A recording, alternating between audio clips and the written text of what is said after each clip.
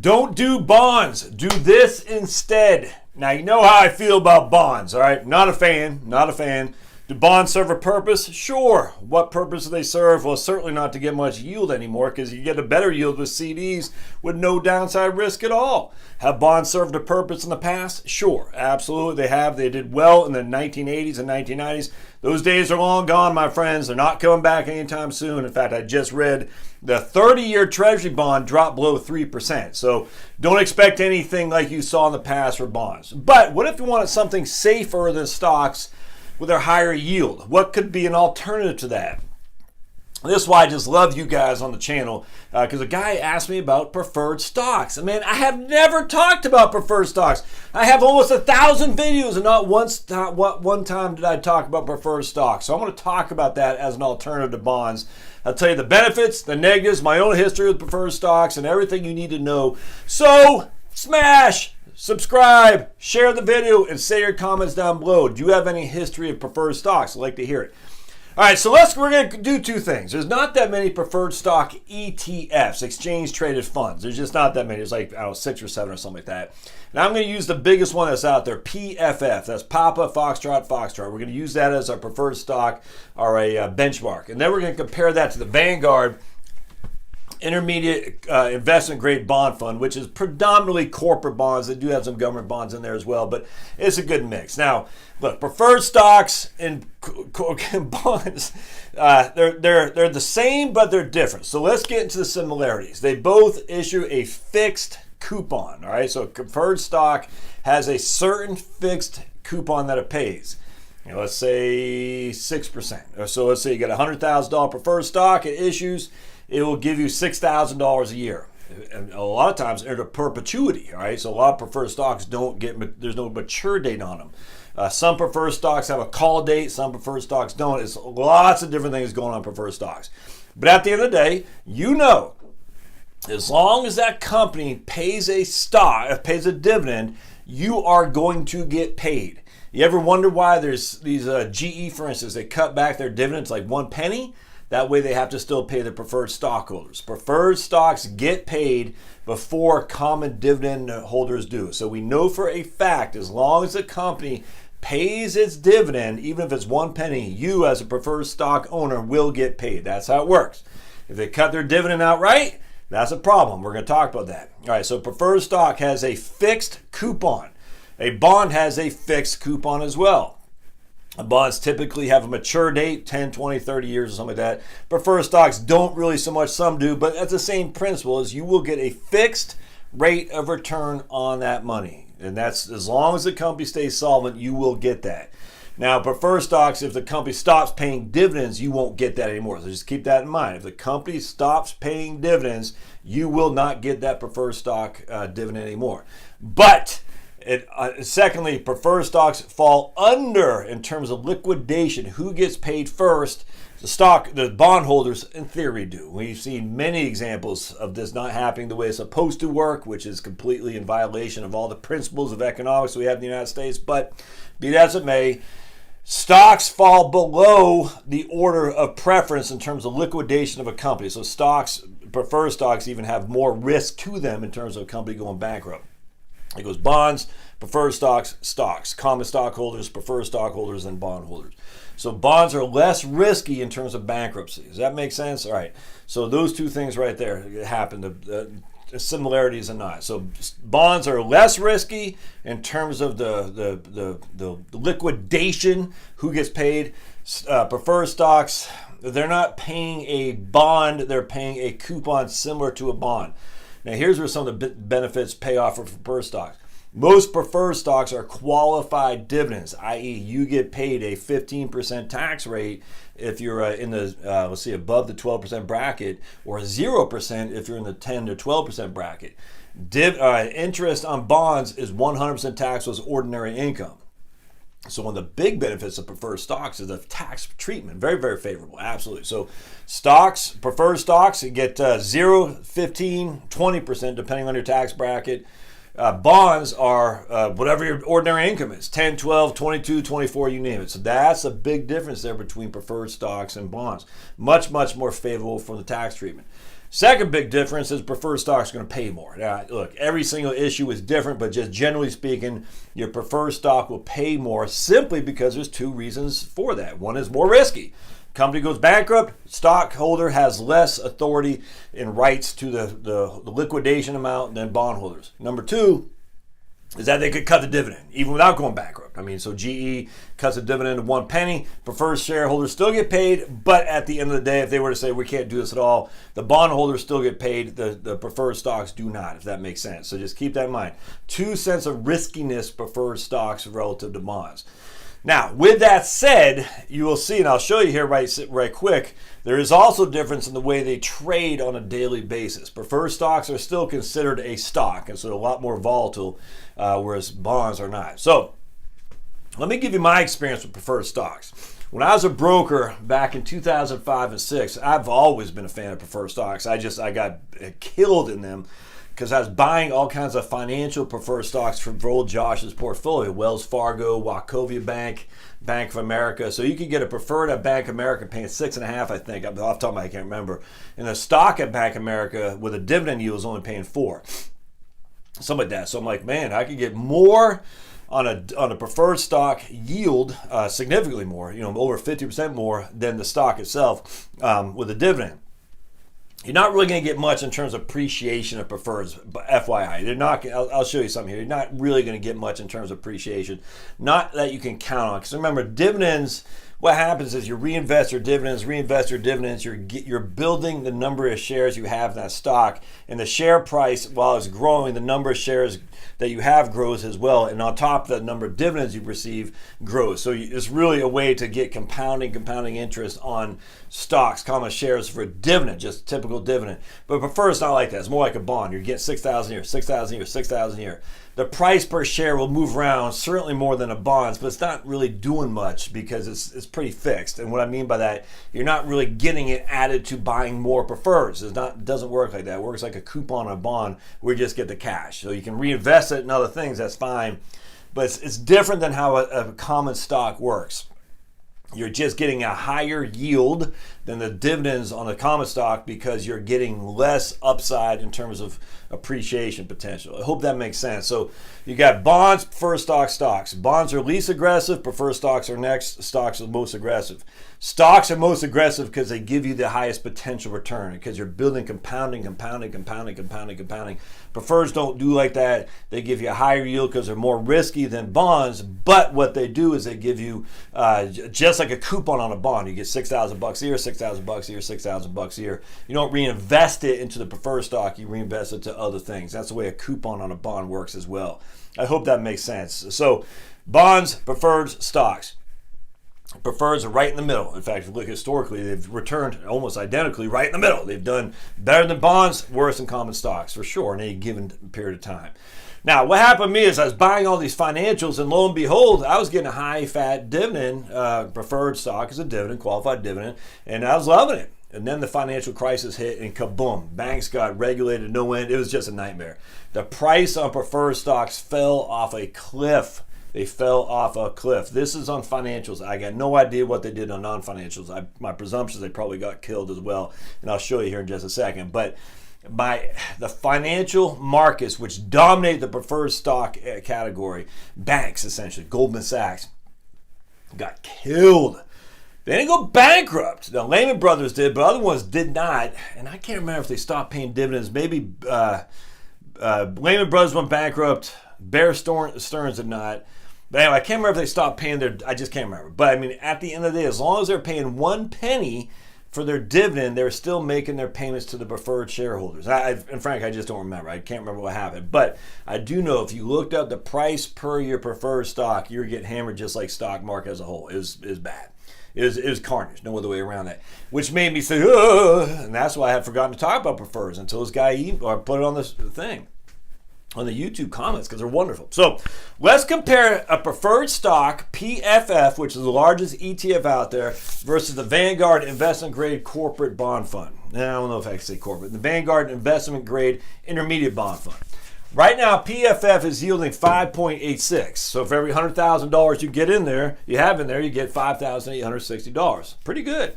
The Vanguard's investment grade, I keep saying corporate, intermediate bond fund is yielding 3.21. Look, I don't want to get too caught up in why am I using an intermediate grade, just because that's a good proxy. Could you use longer term ones? Sure, we could. We could make longer term ones yield a little bit more with more volatility if we wanted to. I don't. I just like using, anytime I'm looking at bonds, I want to use a proxy.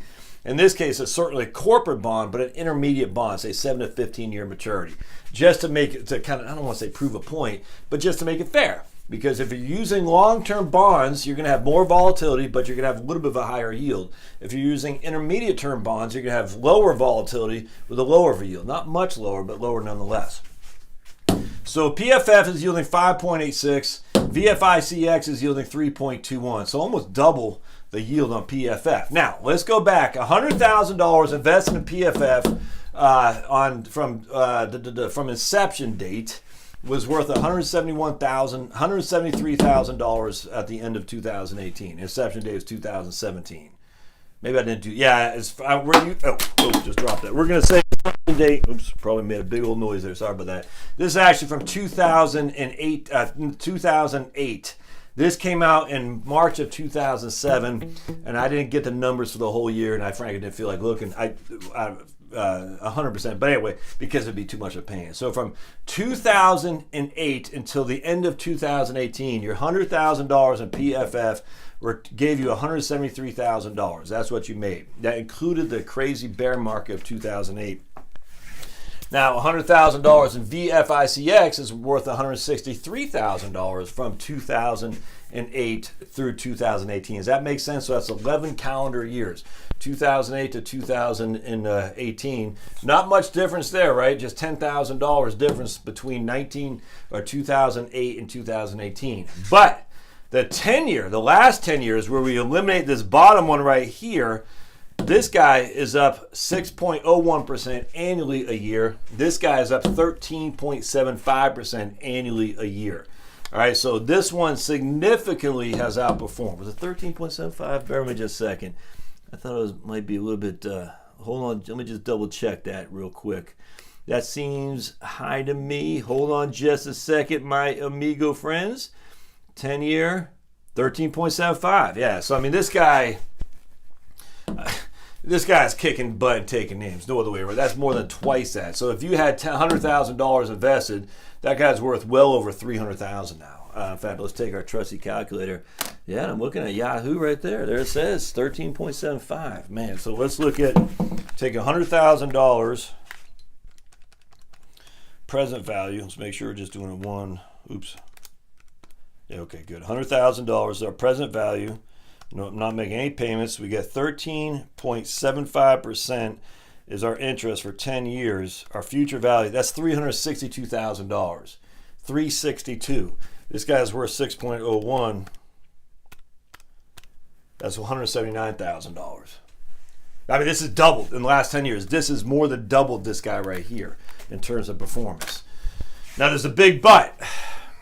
From 1107 to 3909. Oh, I'm sorry, it's 10107. Excuse me. It's October 07, not one, because this October 107 to 3909. This guy, from a price perspective, was only down 12.66%. This guy, from a price perspective, was down 53.82%, which is even worse than the Vanguard Total Stock Market Index, which was down 50%. All right, so now, this doesn't seem that bad. It's kind of like the Wellington Fund, right? It's only down 23.28% in 2008. But when you factor what happened from 2007, which is the beginning of the insanity of it, all the way through March 2009, we're down more than a half. And that's what I was talking about, where I got hammered. It killed me. I mean, my goodness, I could not tell you. It's sickening to open up your investment accounts if you had any preferred stocks and seen it down 53%. Now, they came back roaringly, because being down that much, and they were still paying their coupon. That's the issue here. As long as the companies don't go bankrupt and they still pay their dividend, you are going to get your coupon. And so what happens is, when they start getting knocked around, people say, oh, there's huge value in these things. They're trading at such a discount to the interest rate I'm getting, the coupon, that even though I got hammered, Look at that, 1339.27, 13.96, 18.25, 13.45. So even though I got hammered this year, I made it back if I would have held it, and I didn't. I didn't because I'm stupid. I just like everybody, man. I got out of it because I didn't have hardly any money at that point, my friends.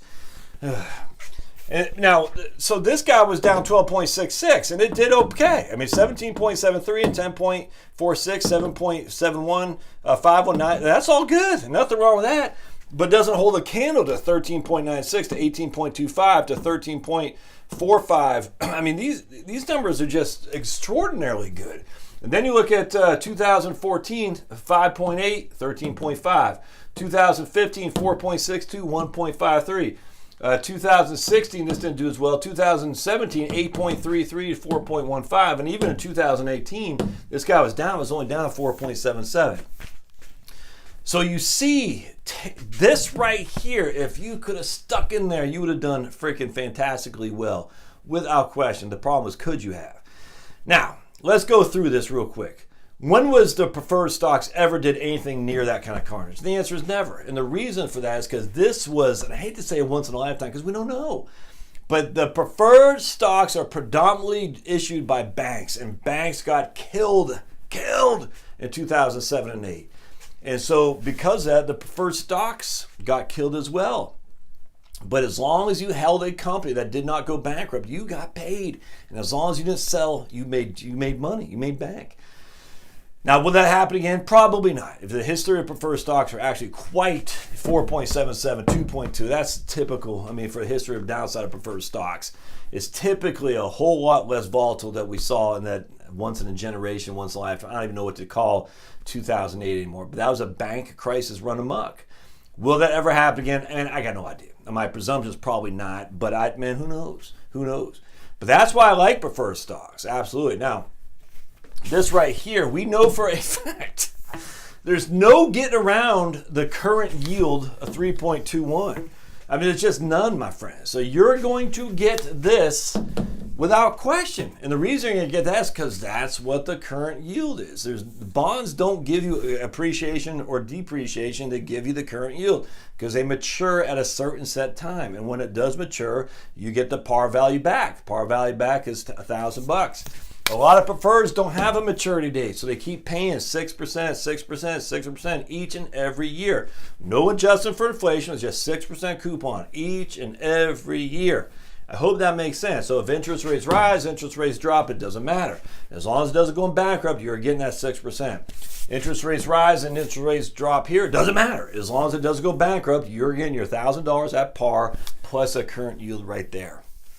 And so that's why I love prefers relative to bonds, because that's not going to get the job done. If you're going to do 3.21, you might as well just be in CDs. Some guy was just posting right now, the Vanguard money market is paying 2.25 or something like that, or 2.45 on the money market. Now, that's not FDIC insured. It could break the bank, but still, you can get CDs easy now, 2.5%, 3%, without locking up your money for a significant amount of time.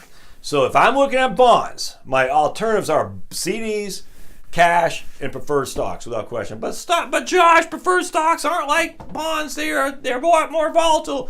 We've already established that, my friends. Yes, in 2008, 2007 to 2008, horrific volatility. No other way around that. It's worth the risk, in my opinion. Absolutely. Is it worth the risk to you? I don't know, but you are getting right now on PFF 5.86. Not too shabby. Taxable much more favorably than this guy right here. So something to think about. I'm not saying you go buy PFF. I'm not saying that. I'm saying that is my proxy for preferred stocks. Now, I will tell you, you can look at this wonderful website. It's called Preferred Stock. What's this called? No, hold on just a second. Oh, man, I don't think I have it anymore. Right here. This is what it's called. Yeah, preferredstockchannel.com. Maybe I'll do a couple of videos on this because, man, they got some wonderful stuff on here. Preferredstockchannel.com. And it talks about the various discounts, ones that are paying opposite discount, whatever it is. I forgot what it's called. They got various discount. They got all kinds of different things in Preferred Stock Channel. Preferred securities and financial, bullish 200 preferred securities getting way oversold. Just all kinds of different. I love it, man. This preferredstockchannel.com is fantastic. A whole list, a whole plethora of different stocks. preferred stocks, and you can look, like they'll say, they'll give you like a Wells Fargo preferred stock, for instance, and you say, or Goldman Sachs, for instance. Maybe I'll do one just on that alone, because I think that's actually pretty interesting to me. Now, just remember, preferred stocks is not compounding. You're not getting compounding interest like you're getting on stocks. You're just getting a straight coupon. But if someone's trying to get a yield and they're saying, man, I don't want to take too much risk like stocks, but I got to get more than this, preferred stocks are probably a good option. All right, that's that way for us. Is smash, share your comments, subscribe, and then let me know what you think, and we'll talk to you next time. Thanks now.